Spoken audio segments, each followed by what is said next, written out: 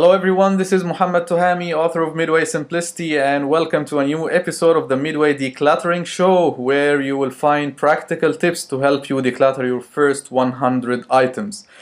And my very special guest today is Sandy Cripps from Modern Simplicity, a great and awesome blog, and she was also the author of a new book called Fresh Start, 31 Days to Simplify, Declutter, and Reign in the Chaos. Welcome, Sandy. Well, thank you very much. I'm excited to be here. Thank you. Tell us more about your book and Fresh Start. My book started out as something I tried about a year ago. It was a 31-day plan to kind of go through my entire house and my entire schedule and figure out ways to simplify things and clean up and just kind of get a fresh start, basically. Sometimes when you're feeling really chaotic and really crazy, you just need to step back and take a look at how everything's going. And my 31-day plan was kind of my version of how to figure out how to do that, get rid of some of the stuff around the house, get rid of some of the extras that were in the schedule, and simplify things.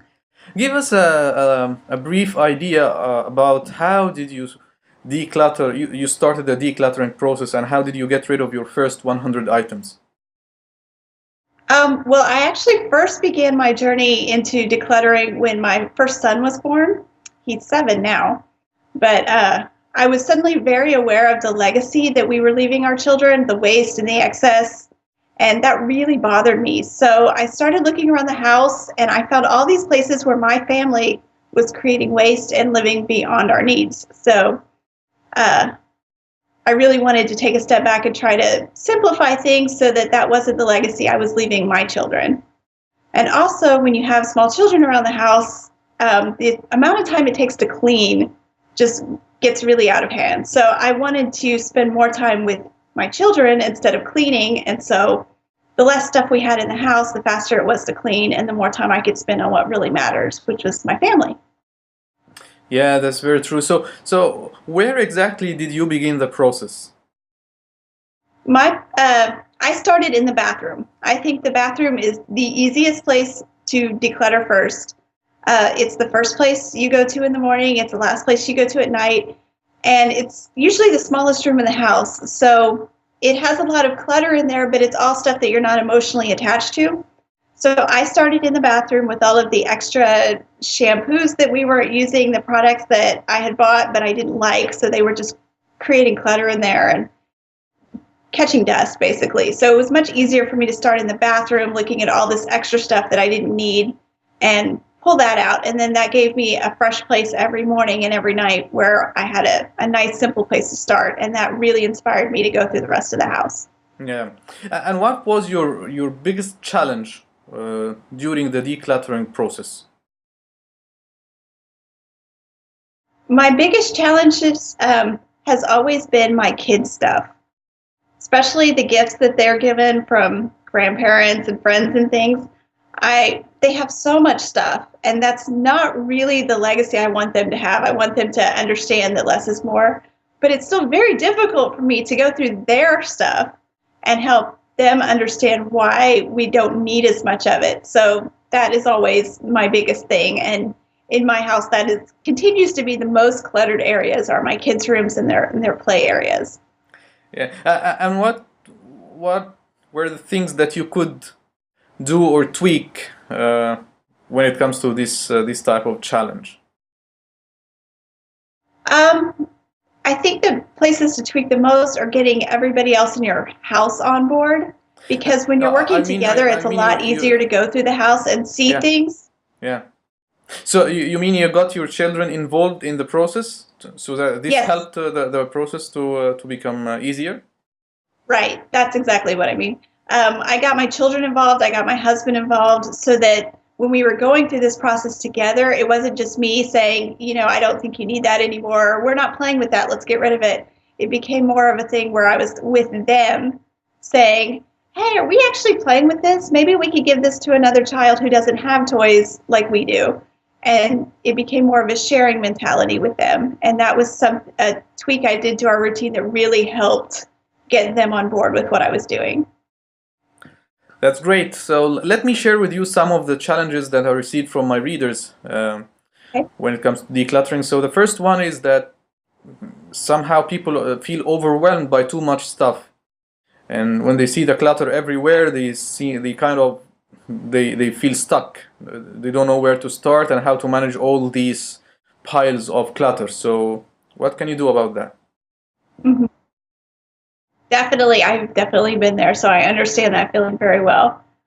The important part is when you see all that stuff and it's overwhelming, remember that you don't have to do it all at once. You don't need to rush or compete with other people. So as long as you're doing one little thing at a time, you don't need to worry about how much stuff there really is. Just take your time and just do little by little. And when you start feeling overwhelmed again, just take a step back and rest if you need to. It's not a race. We're all in Yeah. this in different points. So This, in fact, I believe this is a very easy approach and it's doable, but it has one drawback, which is the focus part. Because usually, when yes. something takes too long to complete or to finish, people will lose focus in the middle of the journey and they will forget about decluttering because it's taking too long and I'm seeing very little progress. So, how to stay focused and stay motivated? That's actually one of the reasons I start with a small room like the bathroom, because it doesn't take very long to see results and it's something that you see every day. And that can really give you the energy to move on to other places that you're at every day. And if you take smaller areas first, like your desk or your kitchen counter, and you declutter them and then make an effort to keep them clean, that builds the energy for when you need to tackle the really big rooms, like a playroom or your closet if it's getting out of hand. So starting with those little stuff first, that way you have the constant reassurance that you are getting somewhere is what keeps you focused the rest of it. That makes sense. And what about people who lack organizational skills? So no matter how decluttering work they do, things seem to be scattered everywhere as well. So Right. Well, the nice thing about decluttering is the less stuff you have, the less you need to worry about the organizing part. If you don't have as much stuff, then you don't have as much stuff that you need to organize per se. Um, but what I found is just making that first effort to give each thing a home that you love.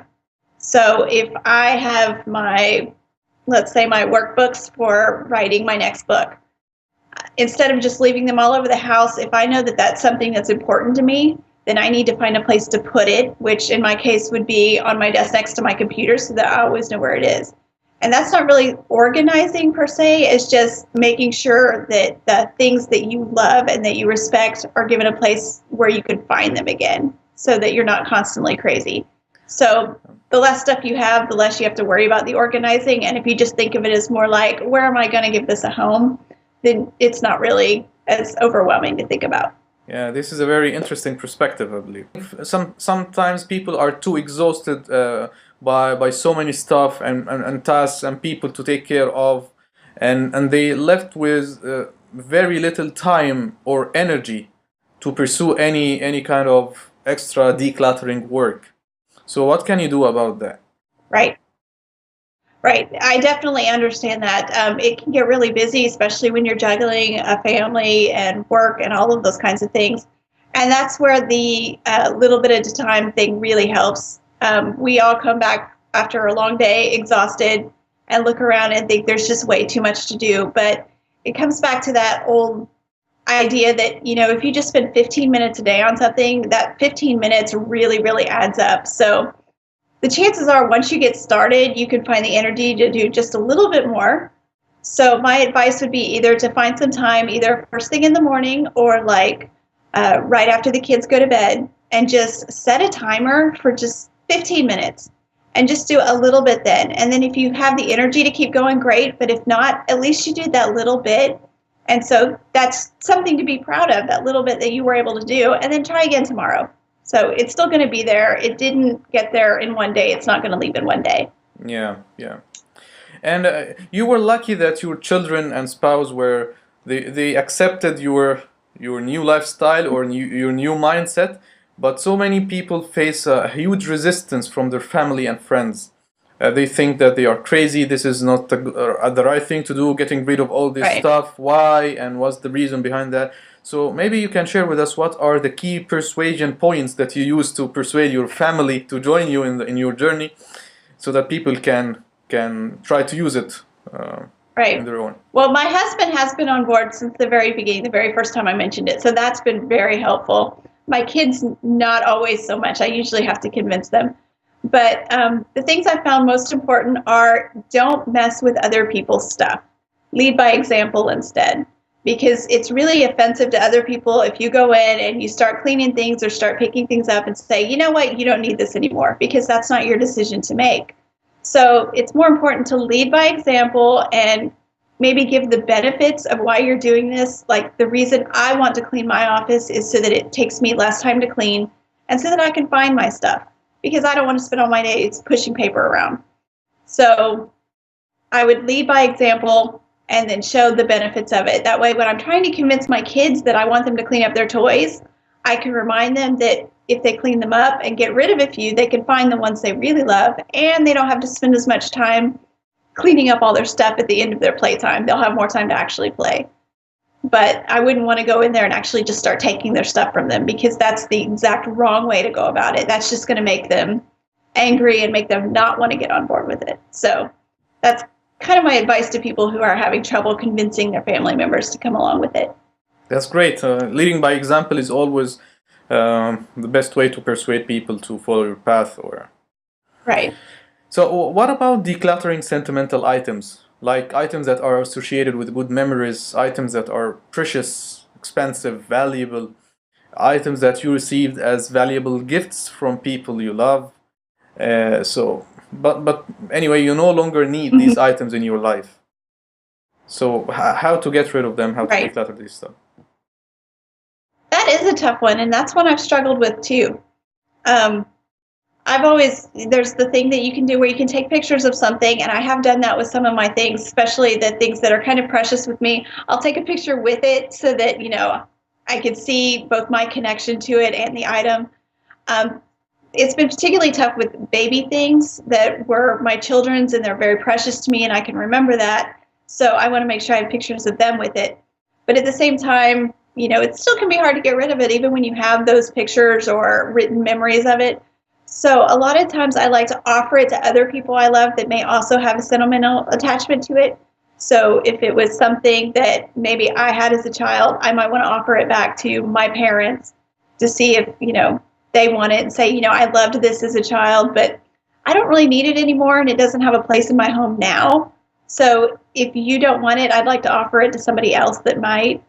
And then the other thing is to look for other people who can really use the item.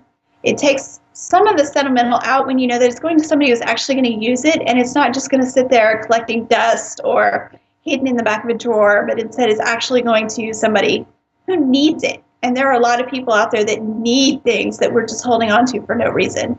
So I try to think more of the need versus the, well, I just love it and I want to keep it. Yeah. Yeah. And what about the what if struggle? What if I will need this item one day in the future that will never come and never comes? Yeah, So yes. how to work out this attitude? Yeah, that's a hard one too. And it's really tempting to hold on to things because you're like, well, I might need that, and it's still in good shape, so it could definitely be useful again. But again, I come back to the idea that there's somebody out there that needs it right now, as opposed to me needing it maybe later. And it's, in this day and age, most things that we get rid of, we can easily replace. So if I get rid of something and I find out a year from now that, yes, I do need an item like that, I can go find another one. Chances are really good it's either at the local store or there's probably somebody else getting rid of one right now too. And so just checking around with friends or online, you can find another one really easily. And so I would rather it go to somebody who uses it right now, as opposed to me maybe needing it later, but maybe not needing it ever again. So I just try to think of it as the actual need versus maybe. Yeah, helping someone in need now is better than keeping something that you don't need, and it's not a pressing issue for you. So it's all sharing is much better. Yeah. Right. And what are your Right. It's not good yeah, for me to keep it to myself. yeah. And what are your tricks to overcome your purchasing desires? Because if you keep on buying more stuff, then all the decluttering work you do will become useless. So what are your Right. personal tricks to overcome or hold on your purchasing desires? Right. And that's a hard one because when I was growing up, shopping was one of my hobbies. And so it took a long time to get past that idea that shopping is fun and that it should actually be more utilitarian. So when I'm out and about and I'm seeing something that maybe I feel like I want to buy, my first thought is actually, am I going to use this right now? And do I have a place to put it? Because if I'm just going to bring it home and set it on the table and be like, well, it's beautiful and I love it, but where am I going to put it and what am I going to do with it? Then that just reminds me that later I'm going to have to go back and worry about decluttering it. Because if I don't have a need for it right now and if I don't have an actual place to put it right now, it's going to quickly become one of those things that I'm going to have to declutter later. And that's just a waste of money, a waste of time, a waste of resources. So I always try to think of what is my immediate need and is this something I'm going to have to get rid of 6 months from now? Because then I just don't even want to mess with it. It's too much energy. Yeah, sometimes people say that the need is just the joy of buying something new. This is the need. It's not related to the item itself or the functionality of this item. It's just related to the joy that I feel of getting a new piece of cloth, a new Right. appliance at home. So the feeling itself, the enjoyment that is associated with shopping, buying new items, pampering myself, and so on. So, how to And, control that? that feeling can also be taken care of with other things that don't require stuff. Like, I love a good cup of coffee. So if I'm feeling the need to pamper myself, I would rather go get a cup of coffee that I can drink and not have any leftover clutter to show for it. Or, just getting an ice cream cone on a hot day. Or it could be something as simple as I really want to pamper myself, so maybe I'll just go to the spa or get my nails done. And that's all stuff that I can pamper myself with, but it doesn't leave any excess junk laying around. So it would be a lot more fun for me to go take my kids out for ice cream and go to the park than it would be for me to bring a bunch of bags home and be like, okay, where are we going to put all this stuff now? So there's still an immediate gratification that you can take care of that doesn't involve things. Yeah, so I think it's a good idea to just write a list of things that makes you happy, so that when you feel the need for some enjoyment Yes. or happiness, just do something from this list, and most probably it will be either free or it's some money well spent, rather than Right. adding on more stuff that we don't Right. need. I would Yeah. rather spend money going to a favorite concert or going to the farmer's market and buying a bunch of beautiful vegetables that I could cook for my family than just another thing that I'm going to have to dust next week. Yeah, yeah, So, that's true. And do you have a checklist of questions that you ask to help you decide upon what item you should keep and what item you should get rid of? Or it's not really a checklist per se, but it's more like I'll look at an item and I'll say, is this something I'm using or is this something a family member is actively using anytime in the past, few weeks? Is this something that we just love and that makes me happy every time I see it? Or is this something that I feel guilty, like I can't get rid of it, in which case I really should get rid of it? Um, so it's more of a matter of looking at something and go, am I using this? Do I really love it? Is it just sitting in my closet and nobody ever sees it, which means it's not as important to me as maybe I think it is? And going through those kinds of thoughts before I actually give something away. And then I try to think about the person who needs it more than I do. And if I give this away, who might this go to that could use it right now? And when I think about that, then it makes it a lot easier to get rid of it. So my charity box that I keep in the garage is actually called a blessing box because instead of giving stuff away, I'm thinking I'm blessing other people with it. wow, So, that's a very interesting perspective. And at the end, can you share with us like a couple of your favorite decluttering methods or techniques that okay. that are not too time consuming, like you said, 15 minutes a day maximum or something like that? Right. One of the easiest things is to just keep a box or a bag like in the garage or in the closet or even just by the door where as you're moving around your day, if you see something that you're not using or that's kind of getting in your way while you're trying to go about your day, you can just go ahead and pick it up and take it directly to the box. And that's something that's not taking time out of your day to declutter per se. It's just you're seeing something and going, I don't use that. Instead of dealing with it later, go ahead and just take it out right now and put it in your box so that you can go ahead and get rid of it. And another thing is just start with little spaces at a time. If you only have 10 minutes, then maybe tackle a kitchen cabinet. And if every time you open the cabinet, all these cups fall down on you, then maybe you could spend just 5 minutes pulling out the ones you don't use anymore, prettying up the ones that you do have, and then go about your day and do something else. So it doesn't have to be a thing that you set aside specific time for and waste your entire Saturday afternoon doing. You can do little bits as you're going about your normal activities and still get a lot done. Awesome. At the end of the call, do you have like an inspirational quote or words of wisdom that guide your journey and that you would like to share with our viewers? I have a lot of quotes. I actually love quotes and I collect them. So I have a lot of simplicity quotes that are all over my computer and stuff. But my very favorite one, and it's the one that's on the end of every one of my emails, is simplicity is the ultimate sophistication. And it's by Leonardo da Vinci. And I love that one because when you're in the media these days, you're seeing all of this stuff about how you can be better and be more popular. And it's always to get more stuff. But when you think about it, if you really want to be sophisticated, it's all about the simplicity of knowing who you are and what you actually need and what you actually want and showing that to people as opposed to just collecting more stuff. So I try to keep that particular quote in the front of my mind all the time. Sophistication. Simplicity is the ultimate sophistication. It's the very first time to hear that perspective about this quote. So you see it as an invitation to people who would like to be sophisticated, that choose simplicity rather than choosing simplicity. It's exactly, instead of choosing the more, choose less, and you can still be even more sophisticated. So that's my favorite one. That's very interesting. Sandy, thank you very much for the wealth of wisdom that you shared with us in the call today, and I hope to have you on another show where we talk about a different topic. Definitely. Thank you for having me. It was fun. And congratulations for your new book. Thank you very much. Thank you. Take care. Thank you. Bye. Okay, bye.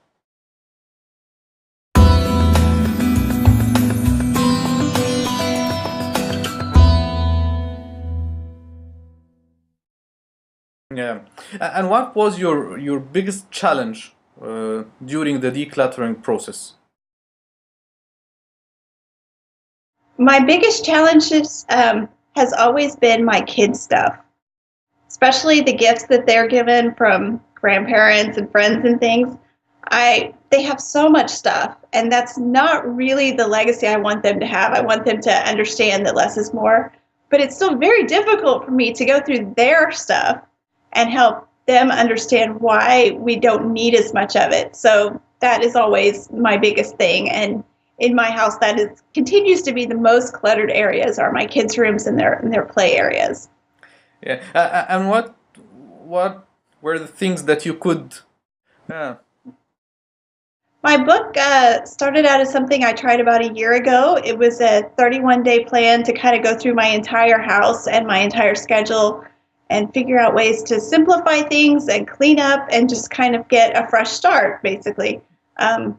Sometimes when you're feeling really chaotic and really crazy, you just need to step back and take a look at how everything's going. And my 31-day plan was kind of my version of how to figure out how to do that, get rid of some of the stuff around the house, get rid of some of the extras that were in the schedule, and simplify things.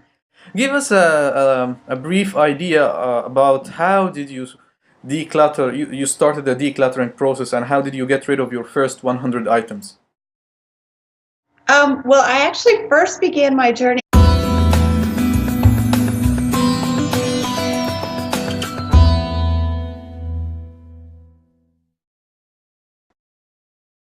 Hello everyone, this is Muhammad Tuhami, author of Midway Simplicity, and welcome to a new episode of the Midway Decluttering Show, where you will find practical tips to help you declutter your first 100 items. And my very special guest today is Sandy Cripps from Modern Simplicity, a great and awesome blog. And she was also the author of a new book called Fresh Start, 31 Days to Simplify, Declutter, and Reign in the Chaos. Welcome, Sandy. Well, thank you very much. I'm excited to be here. Thank you. Tell us more about your book. And Fresh Start. So where exactly did you begin the process? I started in the bathroom. I think the bathroom is the easiest place to declutter first. It's the first place you go to in the morning. It's the last place you go to at night. And it's usually the smallest room in the house. So it has a lot of clutter in there, but it's all stuff that you're not emotionally attached to.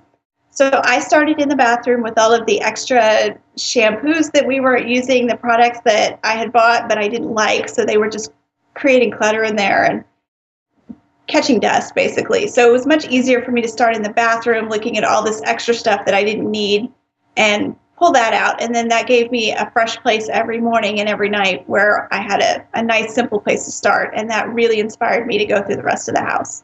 Me into decluttering when my first son was born. He's 7 now. But I was suddenly very aware of the legacy that we were leaving our children, the waste and the excess. And that really bothered me. So I started looking around the house and I found all these places where my family was creating waste and living beyond our needs. So I really wanted to take a step back and try to simplify things so that that wasn't the legacy I was leaving my children. And also, when you have small children around the house, the amount of time it takes to clean just gets really out of hand. So I wanted to spend more time with my children instead of cleaning. And so the less stuff we had in the house, the faster it was to clean and the more time I could spend on what really matters, which was my family. Yeah, that's very true. So